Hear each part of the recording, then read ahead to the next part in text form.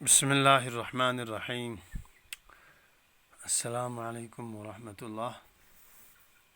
آج 15 جولائی بروز بدھ منگل۔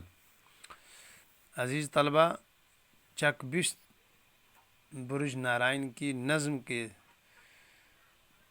سوالات کا مختصر ذرا جواب دیکھیے گا کہ شاعر نے نظم میں کشمیر کی صبح کا منظر کس طرح پیش کیا۔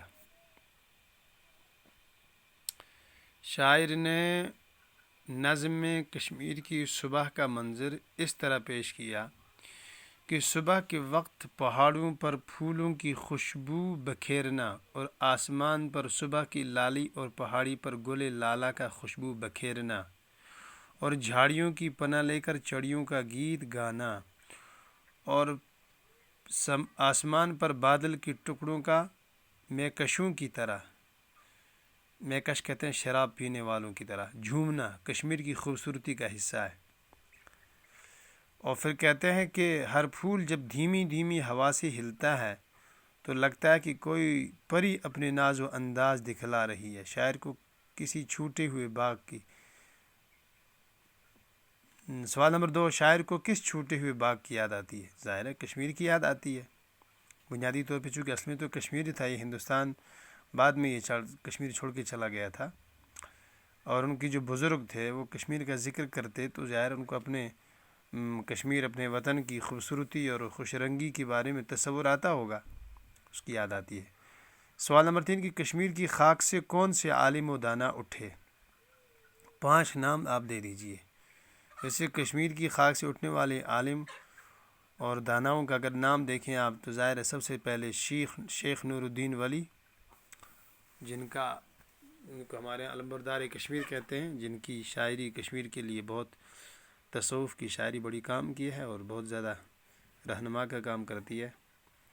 اور ایک غیر مسلمہ ہیں للہ عارفہ، اسی طریقے سے ایک مورخ تاریخ دان ہیں پنڈت کلہن جی، اور ایک بہت زبردست عالم ہیں ملا طاہر کاشمیری۔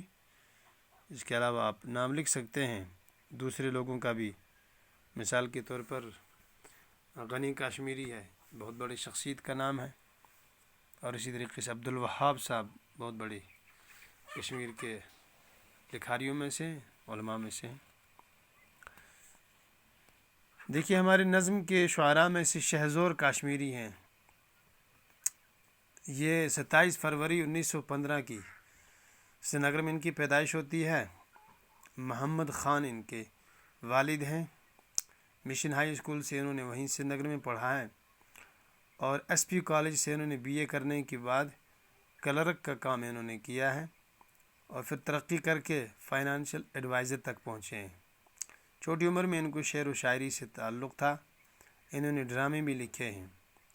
شاعری کی طرف بطور خاص ان کی توجہ رہی ہے، چونکہ والد بھی ان کی شاعری کیا کرتے تھے۔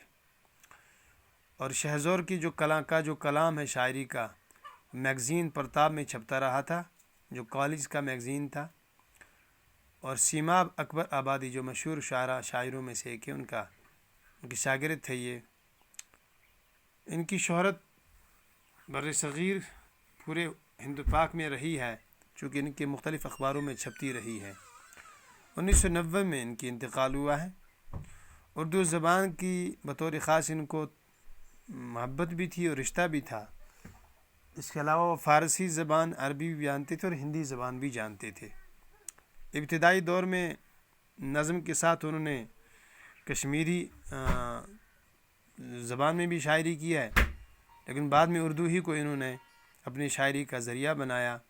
نظم میں جہاں وہ نظم کہتے ہیں، اس طریقے سے غزل بھی ان کا خاص موضوع رہا ہے، خطابی اور رباعی وغیرہ بھی، اور بہت زبردست بلند خیال اور بڑا عمدہ نظم کہتے ہیں۔ شہزور اقبال کی لب و لہجے کی اور فکر کی کافی حد تک اس سے متاثر نظر آتے ہیں۔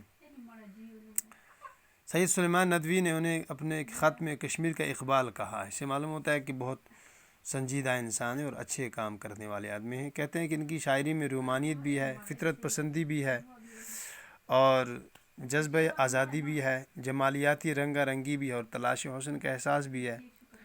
کشمیر کے ظاہرہ جب رہتے ہیں تو کشمیر کے سبز ہزاروں برف پوش پہاڑوں ندیوں جھیلوں اور دیگر حسن فطرت سے ان کو ظاہر ہے متاثر کیا ہوگا، تو پھر اس کی منظر کشی بھی ان کی نظم میں ضرور ملے گی۔ لہذا صبح شالیمار، نمائش گاہ، آزادی کی دستک اور امیرا کا دل، پری محل جیسے ناموں سے انہوں نے نظم بھی لکھی ہیں۔ چنانچہ ہمارے جو اس سبق میں ہماری کتاب میں جو ان کی نظم ہے وہ پری محل کی عنوان سے ہے۔